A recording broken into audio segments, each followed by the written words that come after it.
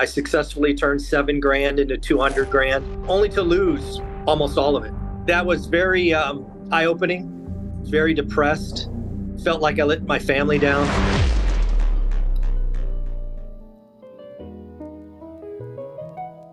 Welcome to the Troy Kearns podcast, where we talk all things real estate, business, and entrepreneurship. Today, I've got a very special guest, someone with a similar background than me. His name is Michael Zuber. Michael, welcome to the podcast.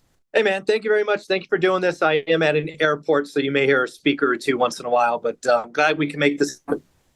Hey, man, I'm happy to have you. So, Michael, you're at the airport. You're traveling right now. I really appreciate you making time for us. Tell us a little bit about your story, your journey, who you are right now, and how you became who you are right now. Yeah, so right now I am, a 51-year-old father of one, married, who is financially free. I left my W-2 at 45, so it's been over 6 years. Nice. I now spend my time trying to help others either get started or get to the next step. But my real journey didn't even start till I was 30 years old.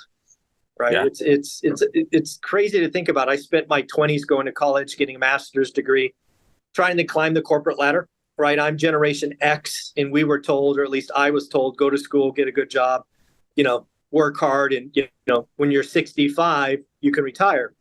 And I didn't know any better. I didn't ask any questions. I just did as I was told. And, at 30 years old, we're going through the dot-com mania. I successfully turned 7 grand into 200 grand, almost 200 grand, wow. Only to lose almost all of it. I lost 80% of it in seemingly 10 to 12 business days. And oh my God, that was very eye-opening, very depressed, felt like I let my family down. And that's when I walked into a Borders bookstore and found that purple book that changed my mindset and embarrassingly introduced me to real estate, right? I'm 30 years old, have an advanced degree. I'm a financial accountant, and I never knew about rental properties. Because nobody in my family, nobody in my network, most of them rented, they didn't own. And that book changed my mindset, set me on a completely new path that 15 years later, replaced 2 6-figure incomes and, gives me a lot of options now. So it's kind of interesting.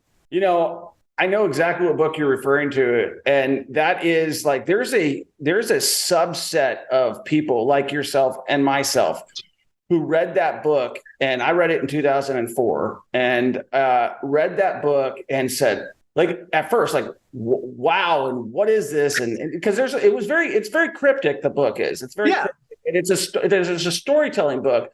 But as you start to put the pieces together, and you realize that it's a big game out there. And if you know how to play the game on the biggest level or on a smaller level, you can play it. And, as like even the quadrants and everything that he talks about in all this stuff, even though I read that book in 2004, I'm just starting to really move down that line of those quadrants, and seeing that stuff. So that's amazing that book changed your life just as it changed mine as well. Yeah. And I want to be clear. When I started my journey, all I wanted, Troy, was 4. I mean, that's how big my mindset was. I'm an employee. I'm not an investor, not an entrepreneur. Right. I was an employee. And I thought at 30 years old, if I can get 4, I felt fairly confident that I would have a retirement better than most. That's right. All my mind, right? A lot of people talk about mindset and, hundreds and thousands of units and all of that. All I wanted was 4. I mean, that was where my mind was in the beginning. So. But yeah, that book, totally new path. So you started reading the book at 30 years old. You changed your mindset. How did you start acquiring properties? You were working a corporate job, so you weren't a real estate agent. You were not involved in real estate. What kind of a job were you working, Michael? So I think when I started that job, I was in accounting, right, finance. During my journey, I moved over to sales and started selling software, right, either as a pre-sales or a sales leader. But my journey starts as a financial analyst, accountant. And so I live in the Bay Area. So all the books I read subsequent to that book was Investor in Your Backyard. Again, I didn't know any better.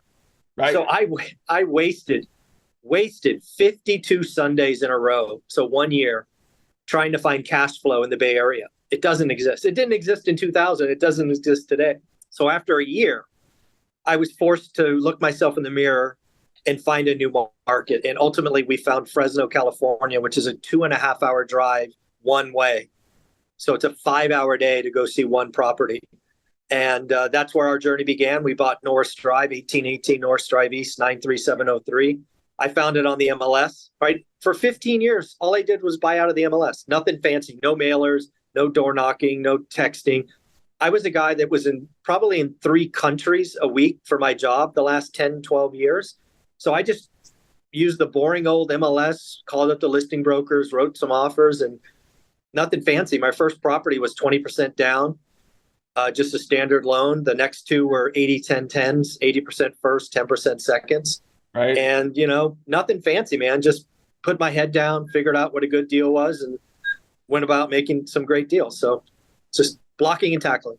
And for those of you guys who are listening right now, I think there's a lot of wisdom in that, because that's exactly the same way I started. I didn't really become a deal finder until later in my real estate career, realizing what I was doing wrong and what I could do better. And but even in that, and this is something Michael, I say to people all the time, like, in real estate, time's on your side. Like, the sooner that you get started, the more likely it is that investment's going to turn into a good investment, whether it's a bad investment now or not. And as you've been investing, are you still investing in Fresno right now? Oh, yeah. Yeah, we've added a couple of units a year, pretty much every year for 20 plus years. Yeah. So how many units are you up to right now? I think we just counted. I think we're at 176, I think. And are these single families? Are these multifamilies? Are these a mix, a combination? All the above. I mean, I haven't broken it down. The largest building we own is 20 units. Okay. We own dozens of single family homes. We got, I think we were at 8 single family homes in 2005 or 6. It's where I bumped into a gentleman named Bruce Norris, who called the California crash. He talked about affordability. So we crushed the crash. We sold at the top. We moved all of that equity into apartments. So we went from 8 singles to 80 units in multifamily right before the crash. So we were doing quite well during the crash because we didn't have any homes. But yeah, we buy everything, whatever the best deal is. Right. And so now you've got a bunch of passive income, and you're also, you said, helping other people do the exact same thing that you've been able to do. Is that when did that journey start, where you started helping other people? So my I retire at 45.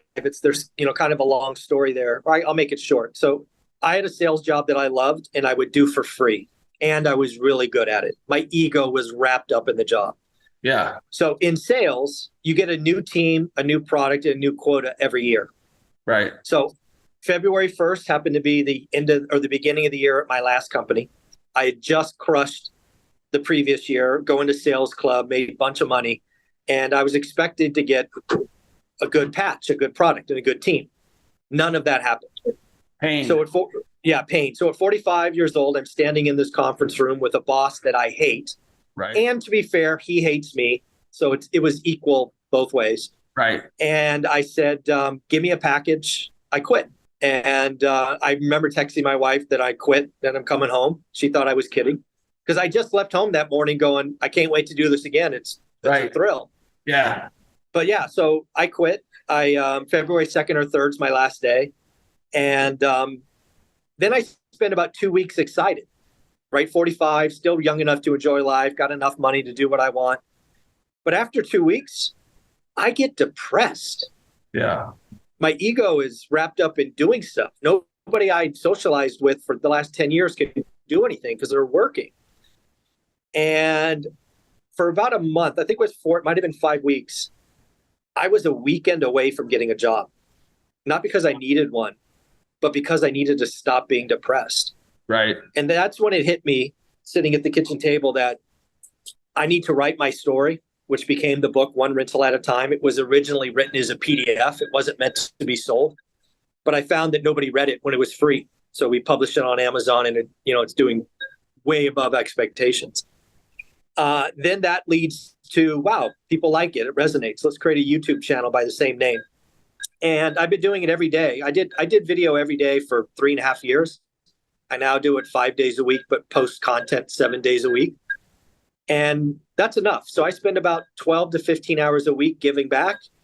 That allows me to, kind of fill my cup and feel like I'm contributing. And the rest of the time, we do whatever we want. So it's not bad. Yeah. And that big decision to execute after you heard, because a lot of people hear good ideas. They hear good advice from somebody like yourself, but they don't have the willingness to take that leap of faith, to believe in themselves, to go and say, you know what, I can do this. A million other people. So just because you got the knowledge doesn't mean you're going to execute on it. And so for you to execute and then to continue to execute and continue to get better and better year after year, and then realize that the pain was so great at your job that you didn't want this job anymore. And to realize that, like I say that all the time, is that my ego is attached to a lot of things. And as men, like my ego is attached to how much money I make. My ego is attached to, and I was a sales guy, and my last W-2 job was a sales job. And I had a pain, same like you, like where I was the number one guy, and I had been like, I beat everybody's numbers together combined. And then they changed what I was selling, which was a radio station. And I'm like, well, what are you going to do for me? And they're like, the same as everybody else. And I was like, but I beat everybody else. I'm special. And they go, no, you're not. And I was like, no, you're not. All right. Yeah. So I think that people have a strong threshold for pain. And when if you realize that, like, man, you can live, like I think you said you wanted to own 4 rental properties. You can live a really good life off a little bit of money, but you can live an extraordinary life off a little bit more. No, no question. Yeah. So when you say you're doing whatever you want, what do you like to do? So I like to feel like I'm contributing to folks. Like on the finance, so where we are, right? I think people have 2 paths they could take, right? Once you have enough, you can do 2 things, I think. One is you just keep chasing the rabbit, right? You just keep getting more and more and more and more and more. And we see people like that all the time. Yeah. I reserve the right to make that my decision at some point in the future. But right now, I have chosen to sit down and see if I can reach down and pull people up. Adding another 10 units to my portfolio, another 2 or 3 grand a month means almost nothing to me. But if I can pull somebody up and help them get their first or their second, I get far more joy. I get comments almost every day now. I've been doing this 5 years from somebody saying, you changed my life. There's no better feeling. Right. So I reserve the right to change my opinion if I want to go climb further. But right now I'm comfortable where I'm at, and reaching down and helping people up is far more enjoyable. Yeah, I agree with you. Seeing people, coming through, we have a coaching program as well. And we, seeing people get their first flip where they make 60 or 70 or 80 or $90,000, like, and these guys didn't trust me in the beginning, didn't know who I was, didn't know any of that stuff. And then to see that almost like hero look for me, where I'm just a regular dude, like I'm just a regular guy, just like you. And like, I just want to, like, it helped me so much. It changed my life so much. I want to help you out too. And when you see that, that's so fulfilling. I'm glad you feel the same way. It's so fulfilling to see those people and watch their brain like change and say, and when you're talking about real estate, but they come back and they say, it's a mindset thing. And you realize it really is, like, everything we're taught is wrong. Everything that we're doing is not the right way. You said you have children. How old are your children, Michael? My daughter's 32 now. 32. So how do you balance, I guess, fatherhood with her and teaching her the ways of, like running the family business, I guess, or what does that look like? Well, I can tell you here, I've not done a great job. So when Teresa, that's my daughter's name, was growing up, we would take her to all of the ugly properties. So she has seen roach infested properties and, boarded up properties and broken windows. And she's seen all of that. Right. We made the mistake. If you're doing that with your children, I recommend taking them to the finished product. Make them see the pretty stuff, not the ugly stuff. So don't do what I did. So the short answer is she's creative. She's an artist. She loves what she does, which I'm so happy for. But she has no interest, at least currently, in the family business. Now, she'll get stuff when we pass on and all of that. But she's not in the business. She has, frankly, still, I just talked to her this morning. She doesn't want anything to do with it, frankly. That's crazy. And it's almost because it's crazy. Like with the same thing with basketball with my son. I want it so bad for him. He wants nothing to. He's going into baseball. He's like, I want everything to be baseball. I don't know you don't like that sport, so that's the one I like. It is really crazy. So Michael, if you were to go backwards and advise your 18-year-old self what to do, what would you tell that young man? Yeah, the first thing that I would tell myself is go house hack a fourplex. That is a significant regret. And I would probably, again, if I could have a magic wand, I would house hack a fourplex at 18 or 19 years old. I would house hack another fourplex at 21 or 22. By the time I'm 25, I'd try to have 10 units, all owner-occupied house hacks, fourplexes, triplex. And dude, doing that by 25, you're probably financially free, right? So that's what I should have done. Right. And so with people who are getting started right now, who know that, I always say my little tagline has been, Michael, lately, is that real estate, there's a lot of ways to make money, but real estate is the most predictable way to become financially free. Because we both talked about the stock market. The stock market is a complete freaking gamble. You're financing debt. You can't leverage nothing.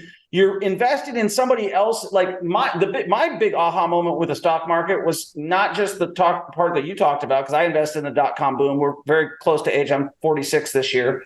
But my biggest aha moment was when WAMU went down to zero, and I was doubling down, thinking that I'm doing the right thing, and watching the government hand Chase Bank a free company and giving me squatola, and I'm going, man, this is a BS system. And the cool thing about and the thing is, people are so, my mother, right? People are so plugged into the stock market that the stock market's making you money. It doesn't give you any cash flow. It doesn't give you any income. It doesn't give you any tax returns. But people are so stubborn because they feel like they heard about that one guy who owned Apple, who made a gazillion dollars because they bought Apple at the right time and they hung on. And that's just so unpredictable and doesn't happen to anybody. And real estate is so predictable and it can happen to anybody, anywhere. I just love it so much. So Michael, with what you're doing with right now in terms of how you've learned and grown your business, and like you said, you put your foot off the gas and you're focusing on helping other people right now. Are you traveling a lot right now? I know you're at an airport. Yeah.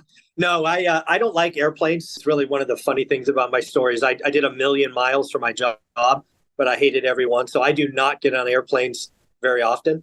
No, I don't travel a bunch. I don't travel a bunch. Do you think you'd like the airplane if you owned it? No, I hate flying.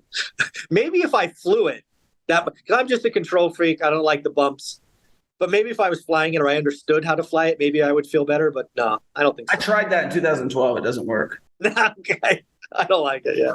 Yeah, because you get up there, like just to tell you, so I was the same way. I'm like, maybe I'll like it if I don't like flying either. We have that in common as well. I hate flying. 2012, I'm like, I'm going to get my pilot's license. It was time to solo. My guy's like, you're ready for it. I'm like, not up here. And no. And I'm like, let's think about it. Like if a real estate deal goes bad, you might lose the property. You might go to foreclosure. Yeah. If a plane goes bad. Yeah. That's all theatrics. When they talk about that, hey, blow this thing up, the thing's going to pop down. That's theatrics, because we all know when that plane goes down. Yeah. Say your prayers. Yeah. Agreed. Yeah. So yeah, I appreciate that same concept. And I do a lot of miles myself as well, and every bit of it's white knuckling it. So I can appreciate that. Michael, with real estate and Fresno, have you ventured outside of Fresno, or have you just solely concentrated at that market? No, I mean, we own a place in New York and Arizona, but those are more family properties. But no, all the rentals were Fresno. That is likely going to change next year. We just made a move to Vegas, to Henderson. Oh, so it's very likely that in 2024, I'll repeat what we did. We'll get a buy box. We'll find something. we'll build a small portfolio just to prove this stuff still works. But as of right now, right, 2023, everything's in the Central Valley. So I just moved from Vegas. I spent 15 years in Vegas. I lived in Henderson. I know Vegas very well. I know a lot of my friends are out in Vegas. What is drawing you to that market? Well, so we live in the Silicon Valley, lived here my whole life, right? I'm born and raised in Sunnyvale, California, so it's home for me. But the pandemic really hurt the valley because we don't have to work, right? So living here in this crazy expensive world, we love to eat out. That's our vice, if you will. We eat out, I don't know, 12 times a week probably. And the food quality, the service, our favorite restaurants, all of that has gone south. Many have closed up. Their service is horrible. And it's just gotten to a point where we wanted to, go somewhere else with better options. So we spent a month in Vegas, in an Airbnb and ate out twice a day, every day. And I think we had one bad meal. So we're like, oh, no, by the way, we got to see Jerry Seinfeld and Lady Gaga and do all this other entertaining stuff. And we're like, why not? So, yeah, we bought a place. Where did you buy your place in Vegas? And you said in Henderson, right? Henderson, yeah. By Black Mountain, I guess, one of those small gated communities. Yeah, I used to live in Black Mountain at the base of it before they developed the whole mountain. That mountain during the bust, where you're talking about, on Horizon Ridge, that whole area, that whole area was undeveloped for quite some time. And then it came back with vengeance over the last 5 or 6 years, and they completely blew up the whole entire mountain. One thing that you mentioned is that the food is great in Vegas, and I couldn't agree more. Like coming to Kansas City, you realize, man, there's not enough Thai food places. There's not enough this places. Like Vegas has got it all, and it's inexpensive, and the service is great. No, I totally agree. It's been a lot of fun. We're enjoying it. Go to Mr. T's Korean barbecue in Town Center. My new favorite Vegas spot. It is Korean barbecue, very inexpensive. Robot takes you back to the table. It's awesome. Nice. All right, I'll check it out. So I had a question in regards to your opinion about the tipping culture these days. Like it's so obnoxious to me to go in, get let's call it a Subway sandwich, and all of a sudden the guy looks at me with pouty eyes and said, I just rang that thing up for you. And it's now, you want to do 15, 20 or 25% tip? And then like, is this guy going to spit in my food if I say like, absolutely not? How do you, I mean, obviously I tip for good service. I tip for service in general, but how do you feel about that as a foodie? Frankly, I'm to the point in my life where I just give the 20% and move on. I happen to be lucky enough not to think about it, I guess. But yeah, I tip. I mean, yeah, it's crazy, go get a coffee or sandwich or whatever. It's everywhere. But yeah, my default's 20. And unless you do something really stupid, then it'll be significantly less than that. But I don't remember the last time I didn't tip 20%. That's great. Yeah. I mean, I'm a big fan of tipping, but the tipping culture with like everything these days. Oh, it's everywhere. Yeah. Yeah, it's really crazy. So So when's the plan to move to Vegas? We already got it. So we're basically, as you know, we have to put in a backyard. So yeah. We spend a couple of weeks there a month right now. We've been there 3 or 4 months, but it won't be full time until the backyard, the pool, the barbecue, the fire pit, all that stuff's put in. So probably February, March. So I did a video on the California Exodus, which actually was one of my first viral videos. It got about almost 600,000 views and on YouTube, which I've never had anything come close. And, and I was like, why the hell are you staying? Like I mean, I grew up going there. Like it's a beautiful place, but it's congested. You don't have any rights. They're trying to strip your money out of your account these days. Like as somebody, so did the pain get great enough during COVID for you? And it's time to leave California. Yeah. I mean, I didn't. So for a long time, right, I was highly paid because I was a local sales professional, right? A lot of sales professionals don't live in California. They live elsewhere. And I was highly paid because I was local. I could do the meetings, be on the exec boards in person and all of that. So there was a reward for staying, but that ended in 2018. Fast forward 2020, all the madness and craziness and silliness happens. The pain increases to a point where the one thing we like to do goes away, and we're like, we're done. We're out. Yeah. So you grew up in this Silicon Valley. You grew up there. Yeah, Sunnyvale, California, Cupertino. Yeah, very much the Bay Area. Yeah. So I had a journey a couple of years back where I was obsessed with Steve Jobs, and I read the book. Yeah. And I went and drove to his house where he grew up in out there. And I did the whole, and then I went to Apple. I went to everything. I went to where Larry Ellison has a house in Woodside. Yeah. I did the whole thing. And I mean, it's certainly a very picturesque, beautiful area, but as they say, politics is local, and amen. And if you can't enjoy where you live, then why the hell would you live there, no matter how pretty it is? Well said. Yeah. So, Michael, what would you tell somebody who's looking to get started investing in real estate and has no idea where to start, what to do, and they're worried about losing money? Well, the beauty of it is the real estate market's finally slowing down. So somebody starting today can actually learn. I think learning real estate is remarkably simple, and most people overcomplicate it. So here it is. Step one, you need to define your personal buy box. A buy box in the beginning should generate 20 to 40 active listings. It should be a relatively tight set of criteria, not wide open. So I'll give you my exact criteria from 2001. 93703, zip code specific. 3 or 4 bedroom, single family homes, 2 baths, 2-car garage, between 1,700 and 2,400 square feet. That criteria in Realtor.com in 2001 produced about 25 or 26 active listings. I looked at that criteria for 3 years in a row. After about 90 days, maybe 100 days, I knew what a good or great deal was because I had repetition. Real estate investing is a skill.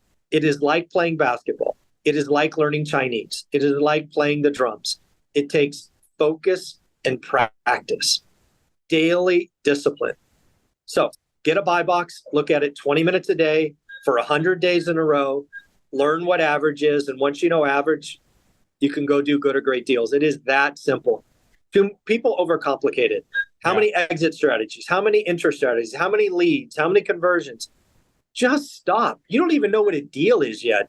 What are you worried about all these other things? So that's where I tell people to start.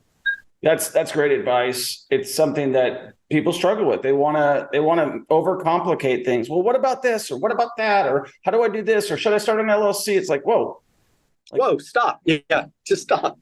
Yeah, go do the work. Go figure out what a deal is. Well, and I think that one of the things that you mentioned earlier, Michael, which I think is the same for me, is that I've bought most of my properties off the damn MLS, even a lot of good flips, even though I buy a lot of distressed houses directly from home sellers. I know that I can go into any market USA and find a deal on the MLS tomorrow. Yeah. I actually took it as a personal challenge I think it was last Halloween. I was irritated with everybody saying you can't find a deal. Right. And I'm like, God, I got to do this again. So I made a public call. I said, I'm going to find something before Thanksgiving. I'm going to buy it, fix it up, sell it, make some money. So not only did I find one, I found 2 right out of the MLS. I bought them 30% under list price, fixed them up, easy flips, cleaned them up, made 90 grand total in about, 115 days. Just because I got irritated. And I was like, okay, I guess I got to show you again. It can be done. Right. So I think that just goes to show you, like, you're just getting proof of concept because you start to believe a little bit of what people tell you. Oh, it can't be done. You're like, all right, let me just see if I'm talking about stuff that is actually true anymore. All right, it's true. It's still true. Yeah, it's still true. Still works. So when you look up to guys like Robert Kiyosaki and you see like him being the reason that you got started investing in real estate, and now you getting that same praise from other people that you have helped, knowing how much of an impact he had on people, how do you see your journey coming to an end? Well, it's funny you say that. I started this way back when in 2018 with one simple goal, and I still have the goal today. I want to create something that lives 50 years after I'm dead and gone, right? I'll have two deaths. One when my physical body goes, and then second when the last person thinks kindly of me. So I'm trying to build something that lives 50 years after I'm dead. So that's pretty motivating. Yeah, that is for sure motivating. Well, I appreciate you coming on. I appreciate you sharing your story. How do people follow your journey, Michael? The beauty is I've been very good. Everything I do is called one rental at a time. Book, YouTube, Instagram. I produce 5 to 6 videos a day on my YouTube channel. I talk to 8 or 9 or 10 millionaires a week. We're all trying to be go-givers and give back. So just one rental at a time is the best place. Wow. Well, you've certainly been very giving with your time. You're at the airport, you're in the middle of travel, and you've stopped to share a bunch of wisdom. I think it's super inspiring. I believe your story is super inspiring. I think that, it's cool that, we both, like, for me, I felt like I got started too late. And everybody, I think that kind of one thing I wanted to summarize is like, I believe, knowing what I know today, is that I can help anybody become financially free in probably 3 to 5 years, like tops. And I don't know if you agree with that statement or not, but that's my personal opinion. If you have a good strategy with flipping, buying, rentals, and tax strategies and all of that, how do you see that for most people? I actually think for most people. So can you be done in 3 to 5 years? Absolutely.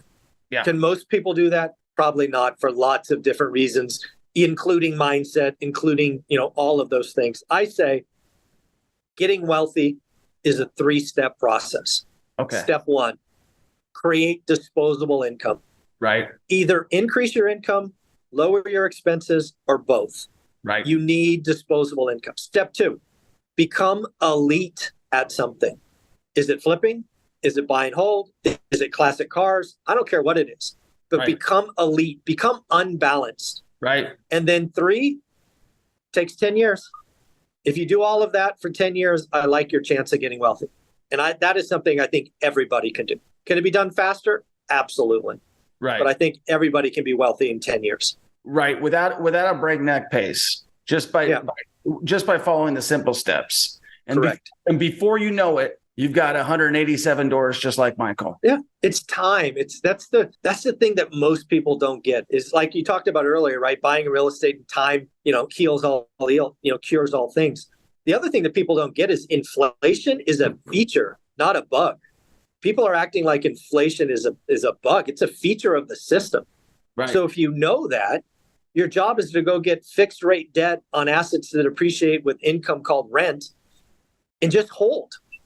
I like your chances of getting wealthy in 10 years. I think that's great advice. I think that's probably more practical for most people. I did have one follow-up question. Mm-hmm. What policies would you make if you were the governor of California? Oh my God, I hate that guy. Well, again, I think California is seeing a brain drain. I think there's just so many things that are beautiful about California. Again, I've been here 51 years, but it's gone the wrong direction. I mean, look at San Francisco. San Francisco is a great example. Yes. So one of my bucket list items, like I never thought I would do, is own season tickets to the Golden State Warriors. Yeah. So they get the Chase Center, and yes. I'm in year 1, right? Yes. We get there year 1, year 2, or year 3. They win the championship, all of that. Yeah. But San Francisco has gone downhill so much. Simply walking from the train station to the Chase Center risks my life. So I canceled my season tickets. Yeah. That should tell you how unsafe San Francisco is. So they need to flush all of the existing politicians and start over. It is way broken. It's a doom loop like we've never seen before. San Francisco is going to repeat what New York did in the 80s when the drug pandemic or whatever it was, happened, epidemic. It's bad. Somebody's going to make $1 billion in San Francisco. It's just got to get worse first. So yeah, I don't know if I answered your question, but I don't want that job. I think you're so right. The problem is like as you get more and more in business, you realize that a lot of politicians never spend a day in business, never spend a day doing anything other than telling you what you want to hear, and they make a bunch of bad policies that end up showing up down the road that you're realizing, like, we love San Francisco. It's a time that me and my wife have spent several times in Union Square. The last time I was there, I was like, we rolled over a big old human piece of feces in our rental car, and I was like, man, I don't feel like I'm out. I don't feel like I'm back here. No, it's just unsafe today. It's very sad too, because it is such a beautiful city. It's got such great, rich history from the gold rush era to the digital era. And I'm sorry that you're having to leave where you grew up and move to Vegas. But life's a journey, not new experiences.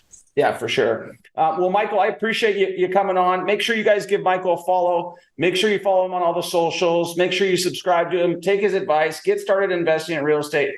And we'll talk to you in the next one. Peace. Okay, on November 10th and 11th in Kansas City, Missouri, we are hosting our mastermind event, which is where you're going to learn how to wholesale, flip, buy and hold, BRRRR, every single real estate strategy under the sun, happening November 10th and 11th in Kansas City, Missouri, right downtown in the building that I bought, using the methods that we will teach you, and you will have everything that you need to get started investing in real estate. We're going to have attorneys there to set up your asset protection trusts, LLCs. We're going to have sales and marketing funnel experts to help you set up your sales and marketing funnels. We're going to have a tax consultant to make sure that you can eliminate your taxes. And then we're going to have all of the experts, all people who have retired from their 9-to-5, who are going to speak on you, how they become multimillionaires through investing in real estate. And they're going to teach you the strategies that they use and do every day so that you can become financially free by investing in real estate. That's November 10th and 11th in Kansas City, Missouri. Go to millionairementorshipmastermind.com. Buy your ticket today.